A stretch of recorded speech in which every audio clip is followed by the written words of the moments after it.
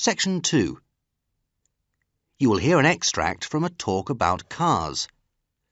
First, you have some time to look at questions 1 to 5.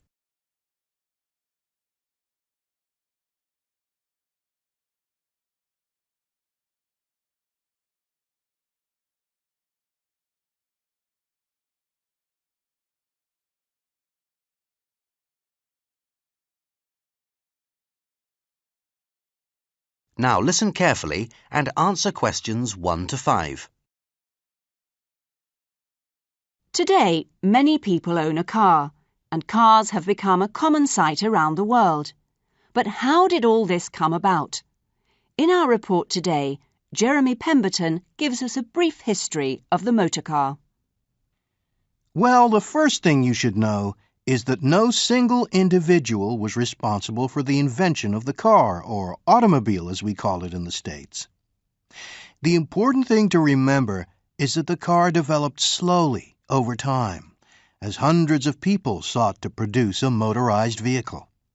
This means that it's hard to say exactly when the car originated. The name automobile dates back to a drawing of a carriage mounted on 4 wheels that was designed by a 14th century Italian painter named Martini. The name that he gave it, automobile, is half Greek, auto meaning self, and half Latin, mobile meaning moving. Car, on the other hand, comes from a Latin word, carus, meaning cart or wagon. Add to that all the French words associated with cars, such as chauffeur, chassis, and garage, and you can start to see how complex the history is. It's believed that the first electric-powered road vehicle was built in about 1839 in Scotland by a man called Robert Anderson. The concept of an electrical engine that could start immediately and run quietly was very attractive at that time, as indeed it is now. The first designs were not very successful, though. Later, there were some improvements to these, and this led to the appearance of electric taxis on the streets of London in the late 1800s. But they, too, didn't last long, because electric batteries were still heavy, unreliable, and needed recharging after a short run. It's odd to think that we're just going back to solving some of these problems now. The first real automobiles were very much like motorized versions of horse-drawn vehicles, and were referred to as horseless carriages. However, there is a much stronger link between cars and bicycles. Many pioneers in the car world were people who were experienced in manufacturing bicycles. In fact, the best place to buy a really fine car in the early 1900s was at the local bicycle shop. Before you hear the rest of the talk, you have some time to look at questions 6 to 10.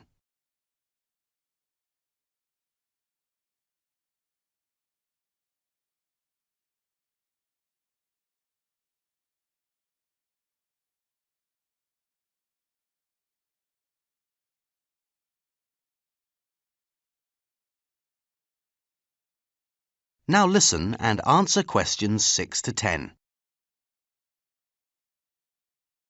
There is a common belief that the car is an American invention. But the American car inventors came on the scene relatively late, and while some succeeded, most failed. Then along came Henry Ford. Ford was born in 1863. His parents were farmers who had traveled to America from Ireland, but their son disliked the rural lifestyle, and in 1879, when he was 16 years old, he left home and walked to Detroit to find a job. He worked as an apprentice in a machine shop, and in his spare time, he built an internal combustion engine from plans he found in a magazine. It had bicycle wheels and was steered by a tiller. It had no brakes or reverse gear and was so noisy that the public hated it. Some years later, in 1896, he built his first vehicle that was bigger, more powerful, and much faster. It was called the quadricycle. This proved more popular. He was actually able to sell it and raise money for further experiments. During the next several years, Ford continued to refine his passenger vehicles. Finally, in 1903, he produced an automobile he was ready to market, and so he formed the Ford Motor Company. Ford first brought out the Model A, a small car with an 8-horsepower engine which sold for $850.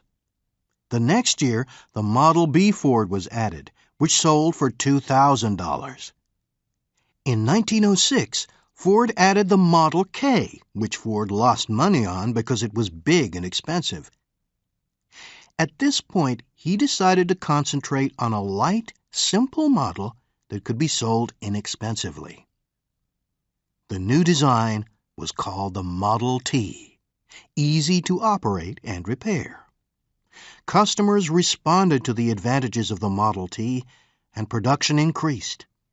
Gradually, Ford found a better, faster way to build cars, and in 1914 he opened the world's first auto assembly line.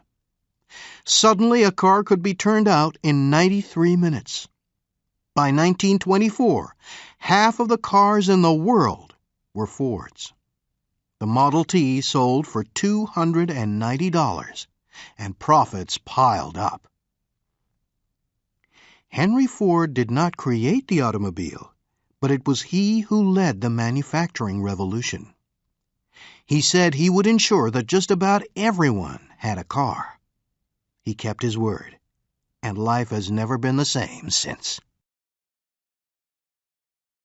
That is the end of section 2.